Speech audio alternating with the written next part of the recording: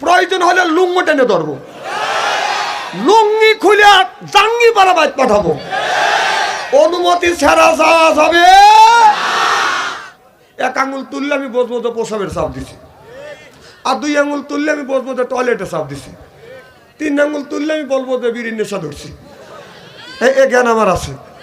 আর চার আঙুল তুলবে আমি বসবো যে প্রেমিক মিস কল দিছে, দেখা করতে হবে। এই চারজন ব্যতীত কোনো মানুষ বিনে অনুমতিতে যদি উঠে যান, প্রয়োজন হলে লুঙ্গ টেনে ধরবো, লুঙ্গি খুলে জাঙ্গি পাড়া বাইত পাঠাবো। অনুমতি ছাড়া যাওয়া যাবে। তাহলে আমি আপনাদের বুঝাতে সক্ষম হলাম। আপনারা যদি যাইতেই চান, যদি যাইতেই চান তাহলে সর্বপ্রথম অনুমতি নিতে হবে। কিভাবে? এক আঙুল তুলবেন, আমি কল কানা বক্তা না। এক আঙুল, দুই আঙুল, তিন আঙুল, চার আঙুল। এক আঙুলের মানে কি? জোরে বলুন। দুই আঙুল, তিন আঙুল, জোরে কোন? জোরে কোন? বিড়ি খান না বিসি খান? ও এরা সে বিড়ির কথা বলি নেই, যদি বিসির কথা বললাম নি তাহলে বলেন বিসি। তিন নাম্বার কি? বিসি কোন? তিন নাম্বার, তিন নাম্বার কয় বিসি দেখছেন?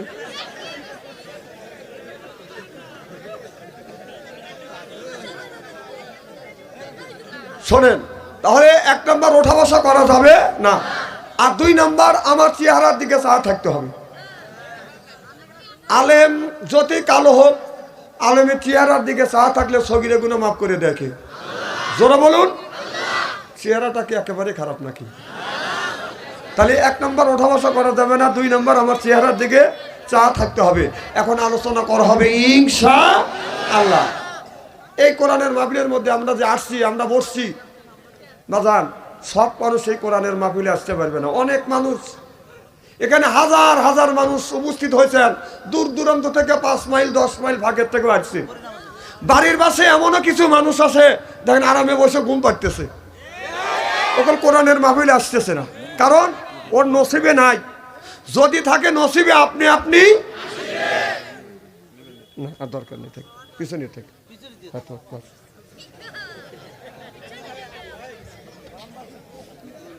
কি জানি বলতেছিলাম? আপনি আপনি আসিবে।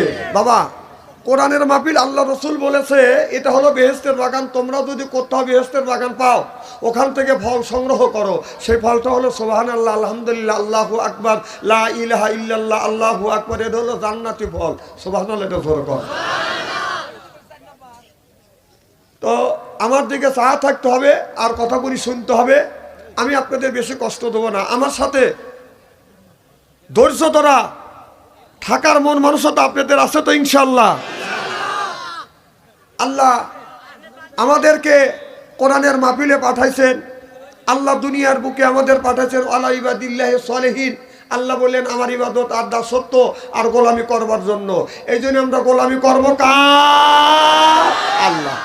আল্লাহই কোরআন কারিমের মধ্যে 80 থেকে 82 জায়গা আল্লাহ নামাজের কথা বললেন। ও আকিমুস সালাত, নামাজ কায়েম করো, অতু জাকাত, জাকাত আদায় করো, কুতিবা আলাইকুমুস সিয়াম, রমজান মাস আসলে রোজা রাখো। কথা কার? আল্লাহ। আল্লাহ বলছে। তাহলে আমাদের নামাজের দরকার আছে না নাই? কাল কিয়ামতের কঠিন ময়দানে আল্লাহ সর্বপ্রথম দুইটা জিনিস প্রশ্ন করবে, দুইটা কথা। এক নম্বর প্রশ্ন করবে, বলবে বান্দা নামাজ পড়ছো? এই কথাই বলবে, বলবে বান্দা নামাজ পড়ছো? নামাজি ব্যক্তি বলবে আল্লাহ নামাজ পড়ছি। সুবহানাল্লাহ। আল্লাহ বেনামাজি ব্যক্তিকে বলবে বান্দা নামাজ পড়ছো? বেনামাজি ব্যক্তি কোনো কথা বলবে না। আল্লাহ আবার বলবে বান্দা নামাজ পড়ছো? বেনামাজি ব্যক্তি কথা বলবে না। আমি বাংলাদেশের এমন কোনো ডিস্ট্রিক্ট নাই যে ওই ডিস্ট্রিক্টে আল্লাহ আমাকে নেয় নাই। আমি প্রত্যেকটা জেলায় গিয়ে স্টোরদের দেখেছি বাংলাদেশের মধ্যে সবচাইতে চালাক ব্যক্তি কারা? যারা 5 ওয়াক্ত আযান শুনলে নামাজে যায় না, এরা হলো চালাক মানুষ। আর বাংলাদেশের মধ্যে না বিশ্বের মধ্যে সবচেয়ে অবধ মানুষ, সহজ সরল সোজা মানুষ ওনারাই, যারা আযান শুনলে মসজিদে যায়, ঠান্ডা পানি দিয়ে অজু দিয়ে নামাজ পড়ে, এরা হলো অবধ মানুষ। এদের চাইতে অবধ মানুষ আর আল্লাহর জমিনে হইতে পারে।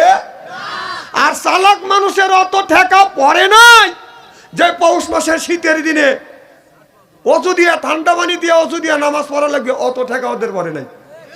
ওরা নামাজ পড়ে 7 দিন পরে একদিন, সেটা হলো জুমার দিন।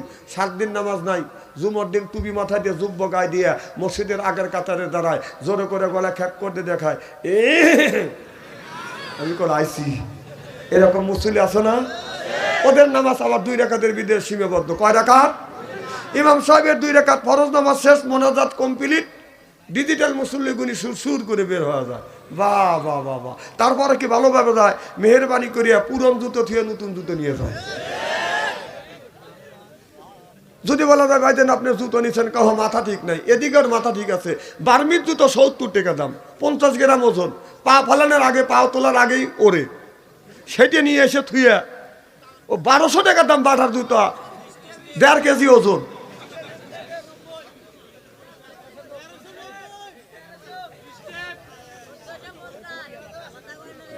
কথা বলা যাবে না, আমি যেটা বলতেছি ওইটাই তোমরা গ্রহণ করো, আমার কথা বোঝো নাই।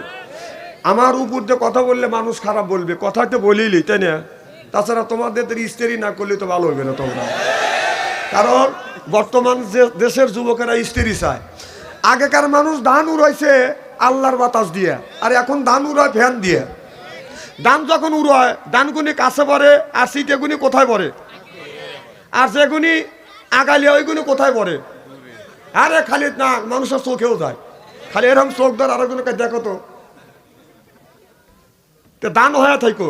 আর কি বেশি বলা লাগবে নাকি? জ্ঞানীর জন্য এই কথাটি যথেষ্ট।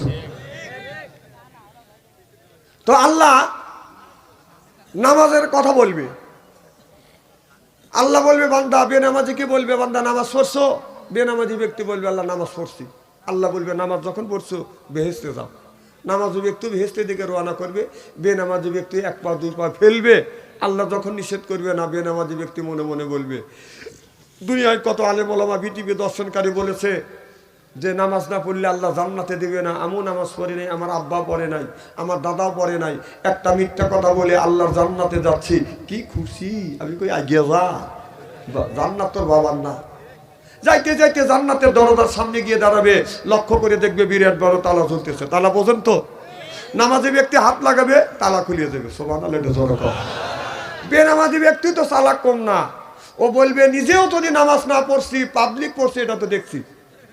এসে আগামীকাল সবে বরাত, ওই দিন দেখেন নামাজ পড়ায় হিরিক। হ্যাঁ, কিছু লোক সারা বছর নামাজ নাই, কালকে আগামীকাল নামাজে যা আল্লাহর কাছে হাত তুলে বলবে আল্লাহ বাংলাদেশ লেহে দেও। আল্লাহ কায় দেবো নে, তোমার বাবার বাংলাদেশ। হ্যাঁ, সারা বছর নামাজ নাই, সবে বরাতের দিন যে আল্লাহর কাছে বাংলাদেশ চাবি। বাবা, সবে বরাত সব মানুষের জন্য না। যারা সরকারি চাকরি করে বছরে 2টে বোনাস পায়। সুবহানাল্লাহ, এটা জোরে কর। আল্লাহ কয় যারা 5 ওয়াক্ত নামাজ পড়ে তাদের জন্য আল্লাহ বছরে 5টা বোনাস রাখছে। সুবহানাল্লাহ, বাড়ির যা বললি হবিনি। তাহলে সরকারি চাকরি করে, আল্লাহ বলেছেন সরকারি যদি চাকরি করে তাদেরকে মানুষ যদি বছরে 2টে বোনাস দেয়, আল্লাহ বলে যারা 5 ওয়াক্ত নামাজ পড়ে আমি আল্লাহ বছরে তাদের 5টা বোনাস দেই। সুবহানাল্লাহ, এটা জোরে কর। এই নামাজি ব্যক্তির জন্য 5টা বোনাস, সেটা হলো সবে বরাত, সবে কদর, সবে মেরাজ, আশুরা, ঈদুল আজহার, ঈদুল ফিতর। এই যে 6টা যে রাত আছে তাদের জন্য বোনাস স্বরূপ আল্লাহ দিছে। আর যারা নামাজ পড়ো নাই সারা বছর, কেউ যা প্রেমিক এক চাইবে কথা কন, আল্লাহ এইটা শুনবে।